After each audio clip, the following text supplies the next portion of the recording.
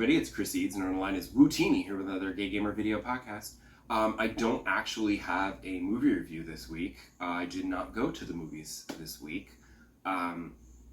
The summer glut has ended, and there was nothing opening this week that I wanted to see. The Gran Turismo movie opened, but I do not care. So I wanted to see Last Voyage of the Demeter, but unfortunately I couldn't see it opening weekend. There were other movies, and I put it off, and then the following week there was another movie. So I said, well, this weekend there's nothing new opening that I care about. I can finally see Last Voyage of the Demeter. The problem is that movie, because the reviews, I heard good things about it, and the trailer looked good, so I was like, okay. Except for the fact that it made like no money, so it's basically barely in theaters on its third week. There's like 3 AMCs in New York City playing it, and they're all playing it at like the worst, most inconvenient times. So I guess I'm gonna have to wait for streaming. Womp womp. As for games, I am still playing Sable, and I am still really enjoying it. I'm making good progress, I guess.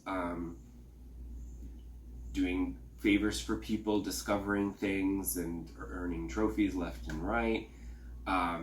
There's like one more area that I have yet to map out. But even though I have mapped out some of the other areas, there's still a lot of favors in those areas that I have yet to do. Because in each area there's stuff to explore and find and whatever. And then there's people at settlements that you can talk to, and they'll ask you to do them favors. And then you do them favors, and then they give you the medals that you can turn into masks, and that's like the goal of the game. And I just have one area left, but there's probably a lot to discover in that area and more favors to do in that area. So I don't think I'm like right near the end, which is great because I'm enjoying it. So I want it to last as long as I can, because it's an indie game, so I knew it was going to be a little shorter. But I'm really enjoying all the exploration. Sometimes the climbing and such can get a little frustrating, but because I have encountered some problems. There was one yesterday. I was playing it, and I was climbing my way to the top of this structure, and I got to the very top. Like, I was working my way up this like ladder of outcroppings to get to the top, and then when I got to the top, I just wanted to climb up over onto the top. I walked over, and it wouldn't climb that section. It was like, what the hell? I tried jumping, it wouldn't latch on. So I had to actually go back down one of the ladder rungs, and then I could climb that all the way up to the top and get over. And I was like, okay, well, that's fine, as long as I could get up there, because that was, the goal. But I have encountered, because the reviews of the game were good. They praised the graphics, they praised the gameplay, the kind of chill mood, and it was fun, but they all talked about how there were a lot of bugs in it. Like all kinds of glitches and problems and frame rate issues and whatever. And I thought, well, those are for like the original game, and now it's on PS5, and I'm sure there's been updates since then to kind of smooth out some of the bugs and whatever. And I hadn't really encountered a lot of like horrible bugs, like nothing game breaking, certainly. I hadn't really had any problems. You're supposed to be able to call your bike if you like get separated and you like wander off somewhere and do something else. You can press a button and you'll call your bike over, and then you can hop on it and start traveling again. And a few times I've tried calling my bike and it has not come. One time I feel like it got stuck on the environment, and then the other two it just like didn't move at all. So I was like, rude. And then I did end up like quitting the game and restarting it at one point last week, because I was customizing my bike after I did this whole quest with these lightning crystals that you have to collect, and it's really, really cool. And after you go through all of this, there are these lightning crystal pieces for your bike that you can customize it, and it looks super cool. Like you're riding around and you've got these like crystals coming off your bike, and there's like lightning flying around as you ride, and it's really visually very cool. except for the fact that I felt like it started to slow the frame rate down and everything was stuttering, and I'm like, what? I was just in the middle of the desert. There's like no people or anything else around, just hills. And I'm like, why is the frame rate so stuttery? And I said, you know what? Let me just quit the game and restart and see if I need to not use this particular bike customization because it's causing slowdown. And it was just, I guess I need to like clear the cache or something, I don't know. But like when I restarted the game, the bike was okay. Except I didn't like the lightning bike because I felt like it handled like ass. And so I ended up changing my customization to another part, just to other parts, just because even though that says the rating was less control, I felt like I had more control with this than with the lightning. The lightning was a little too much. But yeah, it's really good. I also wanted to mention No Man's Sky put out its 7th anniversary update. I can't believe it's been 7 years. The Echoes update. And I actually am intrigued by this particular update because while they added, like, they upgraded space combat and now you can have freighters fighting freighters, and I'm just like, no thank you. I don't do that stuff. I explore, I don't fight, unless I have to save my life. But they added this new alien race, this like robotic race with like a whole new alien language to learn, and I'm like, yes! Because I'm like, I've basically learned all the other alien words, so now I have a new language to learn, which is very exciting.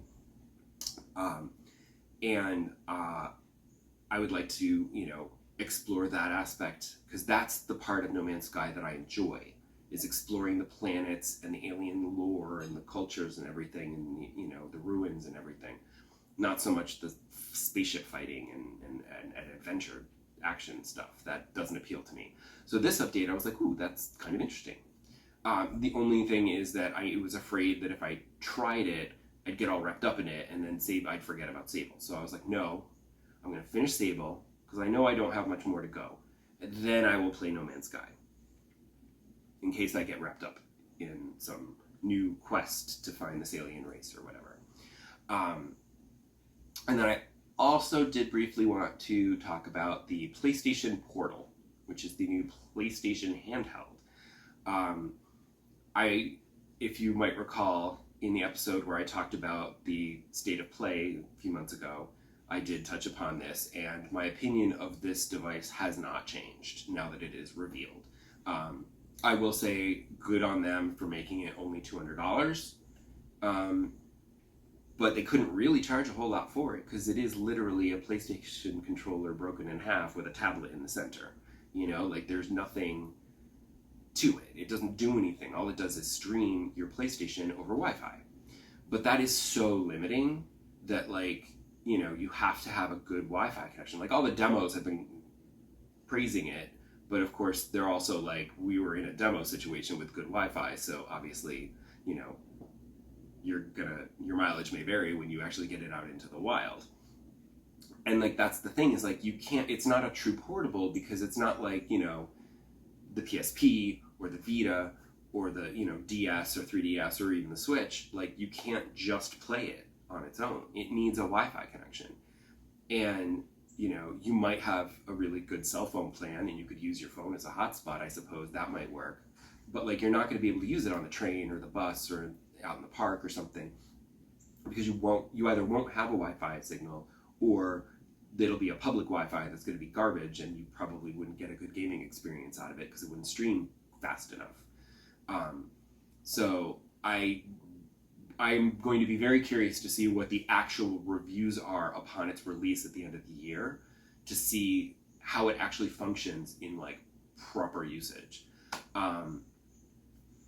Also, again, with Sony being all proprietary and stuff, you have to use wired headphones. You can't use Bluetooth headphones, because just like the PS5, it doesn't do Bluetooth headphones. But it'll do the fancy new wireless Sony headphones that uses a proprietary wireless technology that are super expensive. So yeah. So that's why I'm a little surprised that they're only charging $200 for it. But like I said, you can't charge a lot for it because it doesn't really do anything on its own. So that's a little disappointing.